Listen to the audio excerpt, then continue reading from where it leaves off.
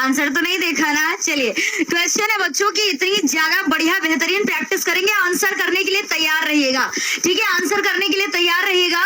पहला क्वेश्चन है कि चंद्रगुप्त किस विधा की रचना है। ठीक है, विधा आपको बताना है कि भाई कौन सी विधा है। तो आप बोलेंगे कि मैम ये कहानी नहीं है, उपन्यास नहीं है, एकांकी नहीं है, बल्कि हमारा करेक्ट आंसर क्या हो जाएगा कि चंद्रगुप्त नाटक है। किसका नाटक है बच्चों? चंद्रगुप्त किसका नाटक है? जयशंकर प्रसाद जी का नाटक है। पूरी एनर्जी आपको बरकरार रखनी है बच्चों। जयशंकर प्रसाद जी का क्या है? नाटक है बच्चों। ठीक है, तो भाई एक ही तो मैम के द्वारा आपको बताया नहीं जाता है ना, एक ही तो मैम के द्वारा बताया नहीं जाता। सारे नाम याद है कि नहीं याद है बच्चों? बोलिएगा कि मैम सिर्फ चंद्रगुप्त ही याद नहीं रहेगा हमें।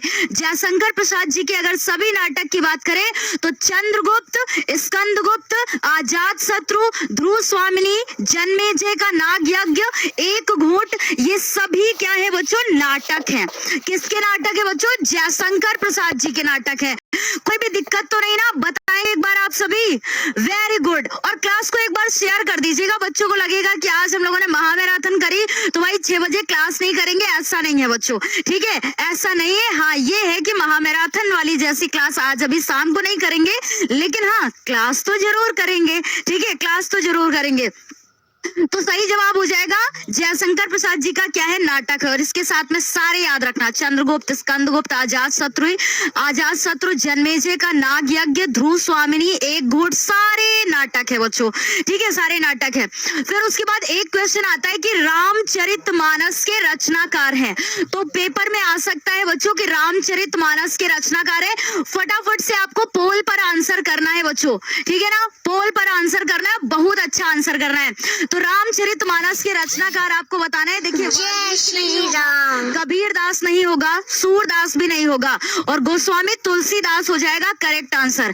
अगर ये पूरी क्लास के सारे क्वेश्चन देखने के लिए आप तैयार हैं बच्चों, है ना, तो यकीन मानिए कि आपका बहुत अच्छा, बहुत बेहतर परिणाम होगा कि जब हमने भी अपनी कमर की पेटी बांध रखी है तो बच्चों को भी हिलने नहीं देंगे। ठीक है, आपको भी हिलने नहीं देंगे, आपको भी अपना वादा पूरा करना है। पूरी क्लासेस, सारी क्लासेस आपको करनी है। ओके बच्चों, चलिए फिर उसके बाद हम लोग देखते हैं। तो ये तो हो गया गोस्वामी तुलसीदास।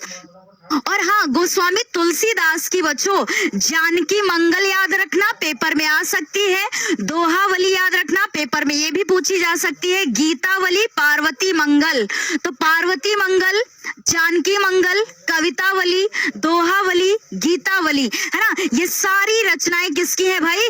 किसकी है रचनाएं? गोस्वामी तुलसीदास जी की रचनाएं बच्चों, है ना। कोई दिक्कत तो नहीं है ना? बताएंगे एक बार सभी, बताएंगे एक बार सभी। समझ में आ रहा है ना बच्चों? सारी एक एक चीज कवर करेंगे। जो वादा किया है कि 5 दिन में बेहतरीन तैयारी करेंगे तो करेंगे बच्चों हम लोग। ओके, क्वेश्चन नंबर 3 कह रहा है कि निम्नलिखित में से सुमित्रा नंदन पंत की रचना है। तो सुमित्रा नंदन पंत की रचना आपको बताना है कि क्या होगी भाई? युगपथ, पथिक, मानसी या नीरजा। अच्छा, नीरजा तो आपको याद आया कि भाई नीरजा किसकी रचना है? महादेवी वर्मा की। बहुत ध्यान से एक एक क्वेश्चन करना बच्चों, है ना, बहुत ध्यान से एक एक क्वेश्चन करना कि ये तो महादेवी वर्मा की रचना है। मानसी और पथिक राम नरेश त्रिपाठी की रचना है बच्चों, है ना, राम नरेश त्रिपाठी। बहुत अच्छा हम लोग का रिवीजन भी होगा। ठीक है, रिवीजन भी होगा, क्योंकि इन 5 दिनों की सीरीज में एक भी चीजें हम लोग मिस नहीं करेंगे।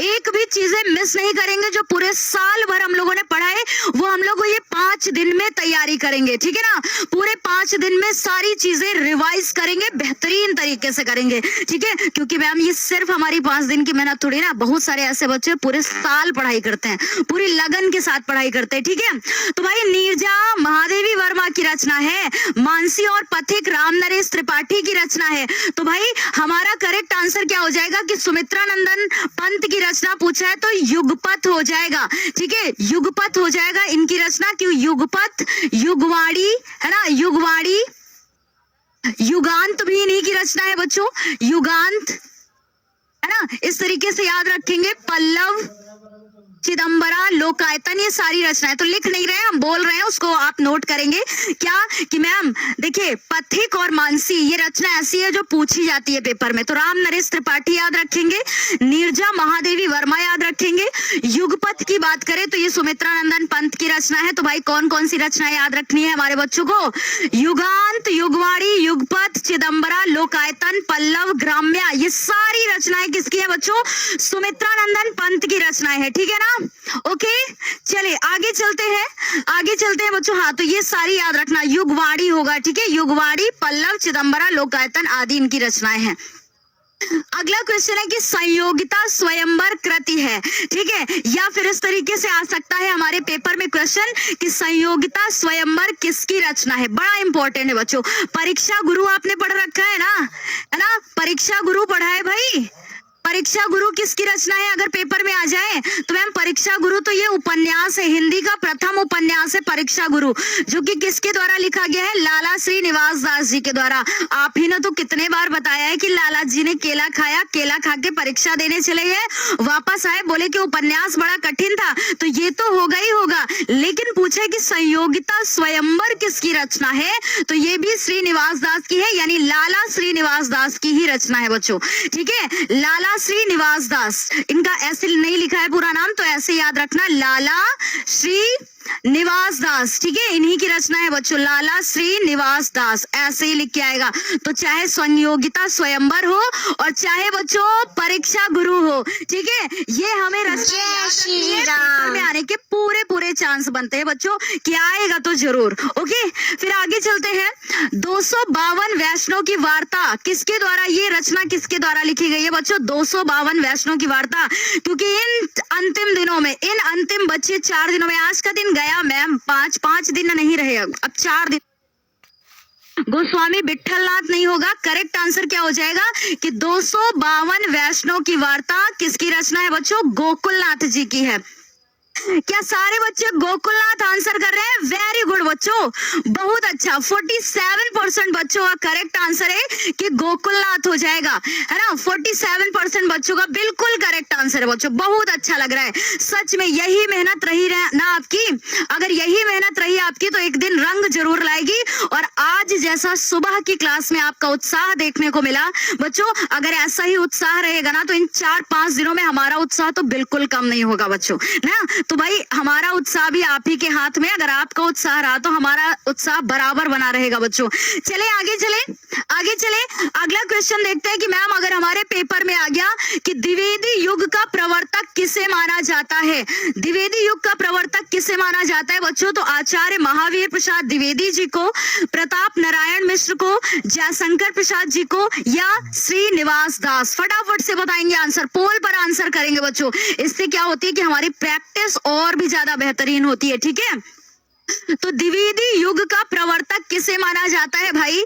तो बड़ा आसान है ये तो पहचानना, अगर पेपर में भी आया ना तब भी आप बड़े आराम से कर लेंगे। कैसे भाई? श्रीनिवास दास तो बिल्कुल कट कर देंगे, ठीक है, और जयशंकर प्रसाद भी बिल्कुल कट कर देंगे, प्रताप नारायण मिश्र भी नहीं करेंगे। मैम इनके पीछे भी द्विवेदी लगा है, आपके पीछे भी द्विवेदी लगता है, शिवम सर के नाम के पीछे भी द्विवेदी लगता है, तो भाई द्विवेदी युग का प्रवर्तक तो आचार्य महावीर प्रसाद द्विवेदी को माना जाता है, ठीक है, यानी कि दिव्यांशी द्विवेदी मैम और शिवम द्विवेदी सर, है ना, हम लोग भी तो द्विवेदी हैं, तो भाई ऐसे ही याद रख लीजिए, कम से कम, है ना, ऐसे ही याद रख लीजिए कि द्विवेदी युग का प्रवर्तक किसे माना जाता है? आचार्य महावीर प्रसाद द्विवेदी जी को। और ऐसे में याद रखना कि शिवम सर और दिव्यांशी मैम भी द्विवेदी हैं, ठीक है, याद रहेगा बच्चों? एक बार बताएंगे, याद रहेगा ना, याद रहेगा ना। और सुबह की क्लास जब हम लोगों ने अभी समाप्त की है, कितने 4 बजे खत्म किए ना, 11 बजे से स्टार्ट करके 4 बजे खत्म किए। उसके बाद पता है मैंने फटाफट से खाना खाया, खाना खाने के बाद एक बार ये स्लाइड चेक करी कि भाई कैसे सारे व्यवस्थित है ना सारे क्वेश्चन, वो मैंने देखा, एंड उसके बाद कैसे देखते देखते 6 बज गया, पता ही नहीं चला। और आई होप कि आज सभी ने इतनी देर में रेस्ट भी कर लिया होगा, है ना, रेस्ट भी कर लिया होगा भाई, क्योंकि अब वो वक्त नहीं रहा कि मैम अभी आराम करेंगे हम लोग, है ना। तो भाई चिंतामणि निबंध के निबंधकार है, चिंतामणि निबंध के निबंधकार है। तो भाई ये प्रश्न बड़ा इंपॉर्टेंट है, कई बार आया है पेपर में, ठीक है। तो चीजें अगर थोड़ा रिपीट भी हो रही है तो कोई दिक्कत नहीं बच्चों, प्रैक्टिस करनी है हमें। तो चिंतामणि निबंध के निबंधकार हम लोग क्या बोलेंगे, आचार्य महावीर प्रसाद, सॉरी आचार्य रामचंद्र शुक्ल। देखते ही आंसर आ जाना चाहिए, ठीक है, देखते ही आंसर हमें पता चल जाना चाहिए कि भाई चिंतामणि हो सकता है पेपर में, पता है बच्चों, दो तरीके से प्रश्न बन सकता है। एक तो इनका निबंधकार का नाम पूछा जा सकता है, दूसरा जानते हैं क्या बन सकता है, दूसरा जानते हैं क्या बन सकता है कि भाई विधा पूछ सकता है कि चिंतामणि कौन सी विधा है, ठीक है, चिंतामणि कौन सी विधा है। तो हम लोग क्या बोलेंगे कि भाई चिंतामणि क्या है, निबंध है बच्चों, ठीक है, निबंध है। और एक विचार वीथी भी मैंने आपको एक क्लास में बताया था कि विचार वीथी भी याद रखना, ये भी इनका क्या है, निबंध है, ठीक है, विचार वीथी भूलिएगा नहीं। हो सकता है चिंतामणि की जगह विचार वीथी पूछ ले, है ना। तो आचार्य रामचंद्र शुक्ल हो जाएगा। अब एक प्रश्न है कि प्रेमचंद द्वारा रचित पंच परमेश्वर किस विधा की रचना है।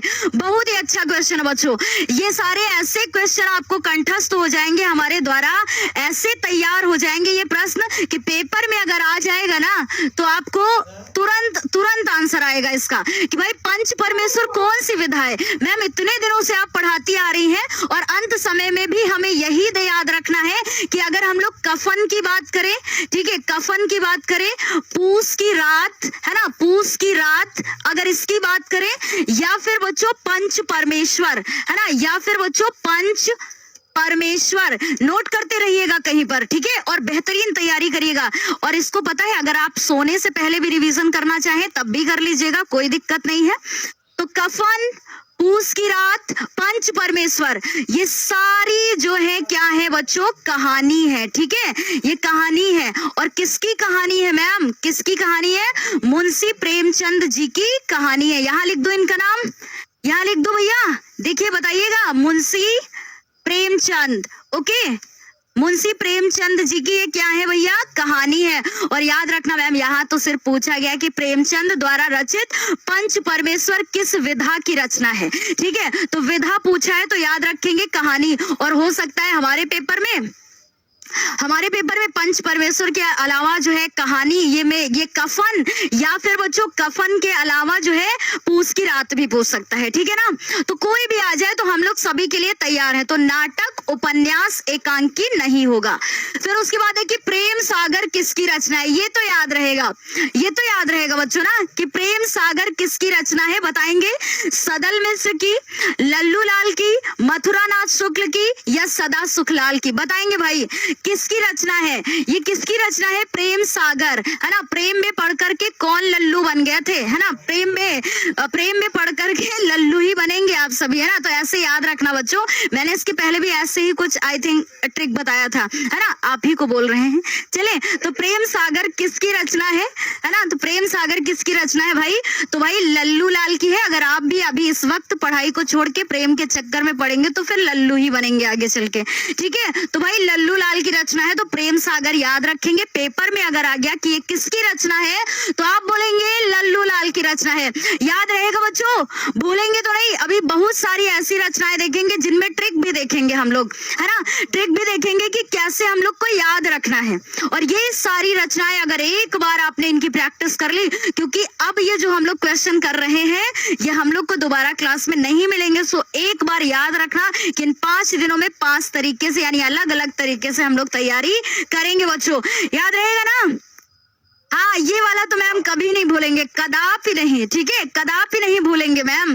आगे चलते हैं। तो सदल मिश्र की रचना आपको बताना है, बड़ा ही अच्छा क्वेश्चन है बच्चों, एक प्रश्न में कई सारे प्रश्न हम लोग तैयार कर लेंगे, ठीक है, एक प्रश्न में कई सारे प्रश्न तैयार कर लेंगे।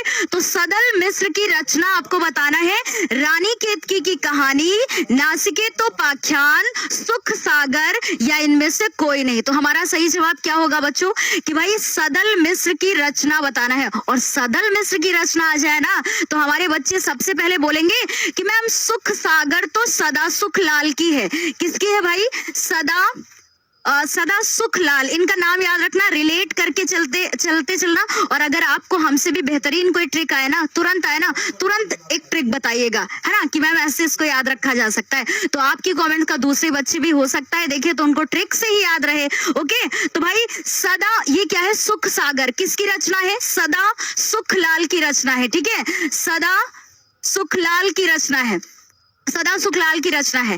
तो ये वाला ऑप्शन कट जाएगा। तो देखिए सुख सागर होगा नहीं, पूछ रहे सदाल मिश्र की रचना बताइए। रानी केतकी की कहानी, ये तो है मैम इंसा अल्लाह खां। देखते याद आया कि नहीं, देखते याद आया कि नहीं, इंसा अल्लाह खां, है ना। तो फिर तो मैम ये वाला नहीं होगा, ठीक है, ये वाला भी नहीं होगा। तो सदल मिश्र की रचना क्या है बच्चों, इसमें सदल मिश्र की रचना है नासिकेतोपाख्यान। और कभी कभी पेपर में आ जाता है कि नासिकेतोपाख्यान किसकी रचना है ना, नासिकेतोपाख्यान किसकी रचना है। तो हमारे बच्चे यही करके आएंगे कि भाई ये तो सदल मिश्र की रचना है। रानी केतकी की कहानी किसकी रचना है बच्चों, मुंशी इंसा अल्लाह खां। ठीक है, और सुख सागर किसकी रचना है, आ सकता है पेपर में, पेपर में पूरे आने के चांस बनते हैं, इसलिए ऑप्शन पर भी जरा गौर फरमाइएगा आप सभी, ठीक है ना। तो भाई सुख सागर सदा सुखलाल की रचना है। और जिन बच्चों ने भाई, जिनको ये सारी रचनाएं तैयार है, साथ में रिवाइज करते चले, है ना, रिवाइज करते चले, तो ये रहेगा कि हाँ मैम सारे क्वेश्चन आ रहे हैं, अभी हमें हम लोग भूले नहीं है, ठीक है ना। चले भाई आगे चलते हैं। तो नासिकेतोपाख्यान हो जाएगा करेक्ट आंसर। नदी के द्वीप किसके द्वारा रचित है, बहुत इंपॉर्टेंट क्वेश्चन है बच्चों, बहुत ही ज्यादा इंपॉर्टेंट है। इस डबल स्टार बनाएंगे, ठीक है, डबल स्टार बनाएंगे, क्योंकि आपको पता है पिछले 10 वर्षों में बार बार आने वाले सभी एक प्रश्न है, ठीक है। तो बार बार ये कहते हुए भी अच्छा नहीं लगेगा कि ये मोस्ट इंपॉर्टेंट है, मोस्ट इंपॉर्टेंट, लेकिन फिर भी मैम आपकी आदत है, आप तो सपने में भी बोल रही थी कि बच्चों ये मोस्ट इंपॉर्टेंट है ना। तो देखिए नदी के द्वीप किसके द्वारा रचित है, तो भाई मैथिली शरण गुप्त, अज्ञेय, अयोध्या सिंह उपाध्याय हरिऔध, या फिर बच्चों सियाराम शरण गुप्त। क्या होगा सही जवाब, क्या होगा बताएंगे एक बार आप सभी कि नदी के द्वीप किसकी रचना है। फटाफट पोल पे आंसर कीजिए बच्चों, नदी के द्वीप, या फिर अगर हम लोग बोले कि आंगन के पार द्वार, है ना, आंगन के पार द्वार, ये किसकी रचना है, तब आप क्या बोलेंगे, आंगन के पार द्वार। या फिर बच्चों आंगन के पार द्वार के बाद से अगर हम आपसे कह दें कि सुनहरे सैवाल, ये रचना भी कई बार पूछी गई है बच्चों, सुनहरे सैवाल, है ना, सुनहरे सैवाल किसकी रचना है। तो भाई सुनहरे सैवाल, आंगन के पार द्वार किसकी रचना है, ये है अज्ञेय की रचना। और नदी के द्वीप भी याद रखना, नदी के द्वीप भी याद रखना बच्चों, याद रहेगा। वेरी गुड, बहुत अच्छा आंसर कर रहे हैं आप सभी। देख तो ले जरा कितने परसेंट बच्चे आंसर कर रहे हैं, 57% बच्चों का कहना है कि मैम अज्ञेय होगा, है ना। तो भाई अज्ञेय की कई सारी रचनाएं हम लोगों ने याद कर रखी हैं। तो भाई आंगन के पार द्वार, सुनहरे सैवाल और नदी के द्वीप किसकी रचना है, अज्ञेय की। और अज्ञेय का पूरा नाम पूछ लिया जाता है बच्चों, ऐसे लिखा जाएगा, बड़े गौर से देख लेना कि अगर पेपर में आ गया और 4 ऑप्शन में आ गया तो कम से कम आपको पता रहेगा कि सही क्या लिखा जाएगा। तो सच्चिदानंद, ठीक है, हाँ सच्चिदानंद, फिर उसके बाद सच्चिदानंद, हीरानंद, ठीक है, सच्चिदानंद, हीरानंद, वात्स्यायन, वात्स्यायन यहाँ लिख दूं, देखिए ऐसे लिखा जाएगा वात्स्यायन, वात्स्यायन अज्ञेय, ठीक है। तो सच्चिदानंद, हीरानंद, वात्स्यायन, अज्ञेय, ये इन्हें तार सप्तक का प्रकाश का संपादक भी बोला जाता है बच्चों, ये भी याद रखना, ठीक है। तो करेक्ट आंसर हो जाएगा अज्ञेय, ओके। और पता है एक जो है ये प्रश्न आपके लिए बहुत इंपॉर्टेंट है, और क्यों हम आपको एक इस तरीके से बता रहे हैं प्रश्न बच्चों, कि ताकि सिर्फ नदी के द्वीप ही नहीं, अगर आपके पेपर में आ जाए कि भाई आंगन के पार द्वार किसकी रचना है, तो आपको एक नाम याद आना चाहिए अज्ञेय की, सुनहरे सैवाल भी, और इनका कभी कभी पूरा नाम पूछ लिया जाता है, सच्चिदानंद, हीरानंद, वात्स्यायन, अज्ञेय। समझ में आ रहा है इतना बच्चों। और अगर आ गया कि तार सप्तक का संपादक किसे बोला जाता है, तब भी आप किसका नाम याद रखेंगे, अज्ञेय का नाम याद रखेंगे, ठीक है। फिर आगे चलते हैं अगले प्रश्न पर कि आत्मदाह किस विधा की रचना है। ठीक है, जय श्री विधा राम। की रचना है बच्चों, तो निबंध है, नाटक है, कहानी है या उपन्यास है। फटाफट से आंसर आप सभी करेंगे कि आत्मदाह किसकी रचना है। ठीक है, आत्मदाह किसकी रचना है। वेरी गुड बच्चों, बहुत ही अच्छा आंसर कर रहे हैं। और बच्चे भी देखिए, बच्चे भी एक्स्ट्रा बताने लगे। जैसे पिछले क्वेश्चन में हम लोग कर रहे थे तो बच्चे बताने लगे कि हाँ मैम, पृथक तार सप्तक का संपादन वर्ष क्या होगा, है ना, ये भी बताने लगे ना बच्चे। तो भाई अभी चिंता ना कीजिए, अभी क्वेश्चन भी मिलेगा आपको, बिल्कुल सही से करेंगे। ये सारी चीजें एकदम हम लोग क्या कर लेंगे, कंठस्थ कर लेंगे। तो आत्मदाह क्या है बच्चों, उपन्यास है। ठीक है, उपन्यास है। ये आत्मदाह किसके द्वारा लिखा गया, नोट कर लीजिएगा कहीं पर। ठीक है ना, नोट कर लीजिएगा बच्चों कि आत्मदाह किस विधा की रचना है। तो आत्मदाह बच्चों उपन्यास है, चतुरसेन शास्त्री जी के द्वारा रचित है। ठीक है, तो चतुरसेन शास्त्री जी के द्वारा ये रचित है और ये है क्या बच्चों, उपन्यास है। वेरी गुड, मोस्टली सारे बच्चों का करेक्ट आंसर है। लेकिन भाई थोड़े थोड़े बच्चे कंफ्यूज हो गए, तो अभी याद रखेंगे कि आत्मदाह क्या है बच्चों, उपन्यास है, चतुरसेन शास्त्री जी के द्वारा ये रचित है। ठीक है ना। फिर आगे चलते हैं कि एक प्रश्न में ही देखिए कितने सारे आ गए। और मैम हमारे पेपर में अगर कोई एक भी आता है ना तब भी हम लोग कर लेंगे। तो गोदान, गबन, निर्मला, सेवा सदन, रंगभूमि, कर्मभूमि, क्या पूछा है कि किस विधा की रचना है। विधा ही तो पूछा है मैम, है ना, विधा ही तो पूछा है। तो भाई ये क्या है, ये किसके उपन्यास है। तो मुंशी प्रेमचंद जी के ये सारे उपन्यास है बच्चों, मुंशी प्रेमचंद। एक एक ये वाला प्रश्न आपको एकदम कंठस्थ हो जाना चाहिए बच्चों, है ना। मुंशी प्रेमचंद जी के ये उपन्यास है। पेपर में इस तरीके से भी आ सकता है बच्चों, ऐसे भी प्रश्न बन के आ सकता है। तो हमारा करेक्ट आंसर हो जाएगा कि उपन्यास है। ठीक है, ये क्या है, उपन्यास है। और हाँ, मुंशी प्रेमचंद जी को उपन्यास का सम्राट भी कहा जाता है। ठीक है, इनके इतने सारे ये उपन्यास है, तो उपन्यास का सम्राट भी किसको बोला जाता है बच्चों, मुंशी प्रेमचंद जी को बोला जाता है। याद रहेगा, इतना बताएंगे आप सभी। तो गोदान, चाहे मैम गोदान, गबन, निर्मला, सेवा सदन, रंगभूमि, कर्मभूमि, ये सारे उपन्यास है। किसके उपन्यास है, मुंशी प्रेमचंद जी के उपन्यास है। और इनको उपन्यास का सम्राट भी कहा जाता है। ओके, एक एक ये प्रश्न आपके लिए बहुत ज्यादा इंपॉर्टेंट है बच्चों। वेरी गुड, वेरी गुड, पूरी जान लगा देना है इन दिनों में। ठीक है, पूरी जान लगा देना है। और आज मैं आपको पहले ही संतुष्टि दे रही हूँ कि जितनी देर हम लोग ये क्लास करेंगे, बाकी क्लास करने के बाद आप पूरे दिन का एक बार रिवाइज करिएगा कि हम लोगों ने कितना आज पढ़ा है। फिर कल के लिए नए सिरे से तैयार रहिएगा। ठीक है ना, क्योंकि कल सुबह 11 बजे भी हमारी बहुत ही बेहतरीन क्लास होगी, जिसमें एक क्लास में पूरी व्याकरण समाप्त कर लेंगे हम लोग, जितने भी प्रश्न आते हैं व्याकरण से। ठीक है ना, कॉन्सेप्ट के साथ में। ठीक है, कॉन्सेप्ट के साथ में करेंगे। आगे चले, पंचांग दर्शन के रचनाकार है बच्चों। अब बताना है आपको, पंचांग दर्शन ये इतनी ज्यादा महत्वपूर्ण है कि पेपर में एक नहीं कई बार पेपर में आई हुई है बच्चों कि पंचांग दर्शन के रचनाकार कौन है, लल्लू लाल, सदल मिश्र, इंसान अल्लाह खां या मथुरानाथ शुक्ल। तो पंचांग दर्शन के पूछा है ना, तो लल्लू लाल नहीं थे मैम, है ना। लल्लू लाल की तो प्रेम सागर थी रचना। ठीक है ना, तो भाई सदल मिश्र भी नहीं होगा, इंसान अल्लाह खां भी नहीं होगा। पंचांग दर्शन के रचनाकार कौन है, मथुरानाथ शुक्ल। क्या करेंगे भाई आप लोग, पेपर में अगर आ जाएगा तो क्या करेंगे, मथुरानाथ शुक्ल करेंगे ना। वेरी गुड, वेरी गुड बच्चों, मथुरानाथ शुक्ल हो जाएगा बिल्कुल सही जवाब, है ना। और सच में आपका उत्साह जो दिख रहा है ना, अभी भी हम लोग ने क्लास स्टार्ट किया और 11,000 बच्चे एक साथ लाइव आ गए हैं। ठीक है ना, सो बहुत बहुत आभार आप सभी का कि आप सभी इतने लगन के साथ में मेहनत कर रहे हैं। चलिए आगे, सर कुछ कहना चाहेंगे क्या, है ना, दे दी। बच्चों बस ऐसे मेहनत करते रहना, ऐसे ही मेहनत करते रहना। सबको जवाब देना है जिन्होंने आपके ऊपर सवाल उठाए होंगे, जिन्होंने आपसे कहा होगा कि तू नहीं कर सकता है, जिन्होंने आपके ऊपर सवाल उठाए होंगे कि भाई ये तो कुछ नहीं कर सकता, ये अच्छे नंबर